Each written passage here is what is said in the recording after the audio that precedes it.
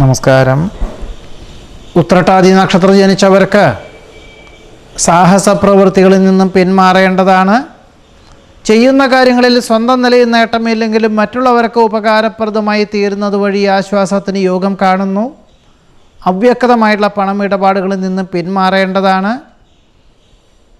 സാംക്രമിക രോഗങ്ങൾ പിടിപെടുവാനും 1-2 ദിവസം അവധിയെടുക്കുവാനും ഇടയുണ്ട്. തന്മൂലം പല ദിവസങ്ങളിലും രാത്രിയിലും ജോലി ചെയ്യേണ്ടതായ സാഹചര്യങ്ങളുണ്ടായിത്തീരും. കുടുംബത്തിൽ സമാധാന അന്തരീക്ഷം സംജാതമാകും. അവ്യക്തമായിട്ടുള്ള പണമിടപാടുകളിൽ നിന്ന് പിന്മാറുന്നത് വഴി അബദ്ധങ്ങളെ അതിജീവിക്കുവാൻ സാധിക്കും. പുതിയ ഭരണ സംവിധാനം അവലംബിക്കുവാനായിട്ട് മാസത്തിൻ്റെ പകുതി മുതൽ സ്വീകരിക്കുന്ന നടപടികളെല്ലാം തന്നെ അനുകൂലമായിട്ടുള്ള ഫലങ്ങളും അനുഭവ ഫലങ്ങളും പ്രവർത്തന വിജയം കൈവരിക്കുവാനിടയുണ്ട്.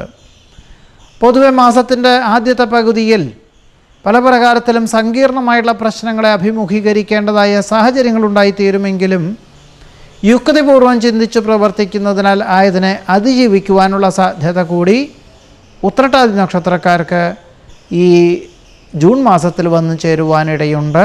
നമസ്കാരം.